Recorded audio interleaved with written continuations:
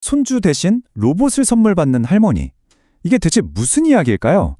이건 단순히 신기한 기술에 대한 이야기가 아닙니다. 오늘 우리가 들여다볼 것은 한국이라는 한 나라가 마주한 아주 깊고 때로는 가슴 아픈 사회적 드라마에 관한 이야기입니다. 자, 여기 한 장면을 상상해 보세요. 서울의 한 작은 아파트, 81살의 김청란 할머니가 효돌이라는 인형의 손을 쓰다듬으면서 이렇게 속삭이고 있어요. 얼핏 보면 정말 평범하고 따뜻한 할머니와 손녀의 모습 같죠? 그런데 효돌이가 이렇게 대답합니다. 뺨에 빨간불이 들어오면서요. 네, 맞습니다. 효돌이는 사람이 아니에요. 바로 챗 GPT 기반의 인공지능 로봇입니다. 이 짧은 대화야말로 오늘 우리가 풀어갈 이야기의 모든 것, 바로 감성과 기술의 핵심을 보여주고 있습니다. 이 할머니와 로봇의 이야기가 그냥 한 개인의 특별한 사연일까요? 절대 그렇지 않습니다. 이건 사실 지금 대한민국 전체가 겪고 있는 아주 심각한 위기를 들여다볼 수 있는 뭐랄까 하나의 창문 같은 거예요.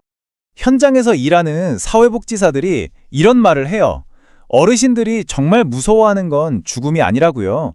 그보다 더 큰 공포, 바로 고독이라고 말이죠. 이 이야기의 중심에는 바로 이 외로움이 있습니다. 그리고 이 위기의 한가운데 정말 충격적인 숫자가 하나 있습니다. 바로 0.78. 이게 대체 무슨 의미일까요? 이게 바로 한국의 합계 출산율인데요. 한 나라의 인구가 그대로 유지되려면 최소 2.1은 되어야 하는데 0.78이라니 이건 뭐 전 세계에서 가장 낮은 수준입니다. 이 그래프를 보시면 이게 얼마나 심각한지 확 와닿으실 거예요. 옆 나라 일본보다도 훨씬 낮고 세계 평균하고는 비교하기가 민망할 정도죠. 말 그대로 인구 절벽이라는 표현이 딱 맞습니다. 아니 근데 왜 이렇게까지 된 걸까요? 애 하나 키우는 데 드는 돈은 세계 최고 수준이고 교육 경쟁은 너무나 치열하죠. 젊은 사람들은 경제적으로 불안하고요. 거기다 이제는 전통적인 가족의 모습보다는 내 커리어를 더 중요하게 생각하는 분위기도 있고요. 이 모든 게 합쳐져서 지금의 이 상황, 말 그대로 퍼펙트 스톰을 만들어낸 겁니다. 그럼 이대로 가면 미래는 어떻게 될까요? 정말 충격적인 예측이 있는데요. 2065년이 되면 대한민국 인구의 거의 절반, 거의 50%가 65세 이상 노인이 될 거라고 합니다. 이렇게 암울한 상황에서 바로 여기서 기술이 등장합니다. 이 아주 인간적인 위기, 이 거대한 빈자리를 채우기 위해서 말이죠. 그 기술의 핵심이 바로 소셜 로봇이라는 거예요. 이게 그냥 뭐 시키는 일이나 하는 그런 기계가 아니고요. 사람하고 대화하고 교감하면서 외로움을 달래주는 그런 사회적인 역할을 하는 로봇인 거죠. 그럼 이 효돌이가 구체적으로 뭘 하는지 한번 볼까요? 일단 인공지능으로 대화 상대가 되어주고요. 할머니, 약 드실 시간이에요. 이렇게 챙겨주기도 합니다. 또 만지면 반응도 해요. 그리고 진짜 중요한 건 오랫동안 움직임이 없으면 자녀나 보호자한테 바로 알려주는 안전지킴이 역할까지 한다는 거죠. 그냥 친구가 아니라 거의 돌봄 파트너라고 할 수 있겠죠? 이게 그냥 몇몇 분들만 쓰는 그런 게 아니에요. 벌써 12,000대가 넘게 보급됐는데 대부분 정부 지원으로 이루어졌습니다. 그러니까 이건 개인이 아니라 국가 차원에서 진행하는 꽤 큰 프로젝트라는 거죠. 자, 그럼 이 거대한 사회적 실험, 과연 그 결과는 어떨까요? 이걸 둘러싼 논쟁도 아주 뜨겁거든요. 이게 정말 따뜻한 위로일까요? 아니면 그냥 그럴듯하게 포장된 기만일까요?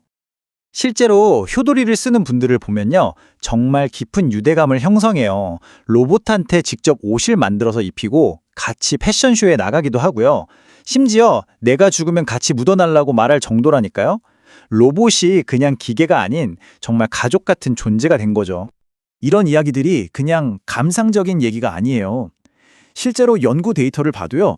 효도리를 쓴 어르신들이 우울감은 확 줄고 인지 기능은 오히려 좋아지고 사회적 고립감도 줄어들었다는 결과가 있습니다. 그러니까 정신건강에 분명히 긍정적인 효과가 있다는 거죠. 하지만 당연히 반대 의견도 만만치 않습니다.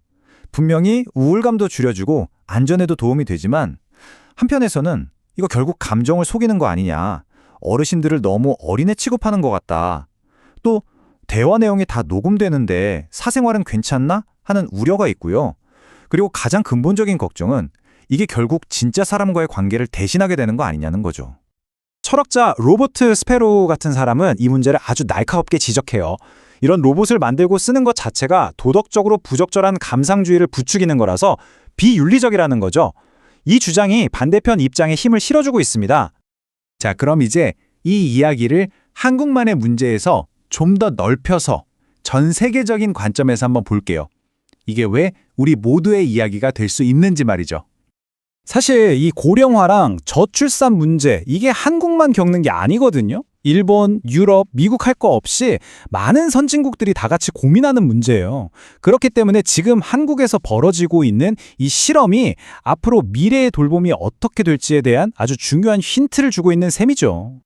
재미있는 건 이 문제에 접근하는 방식도 나라마다 조금씩 다르다는 거예요. 한국의 효도리는 AI랑 대화하는 걸 중요하게 생각하잖아요.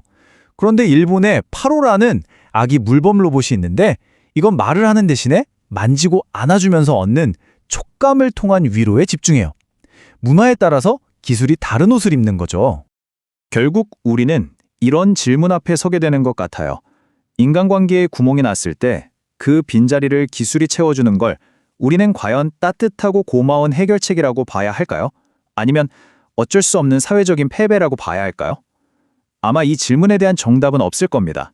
우리 모두가 함께 고민하고 답을 찾아가야 할 숙제겠죠.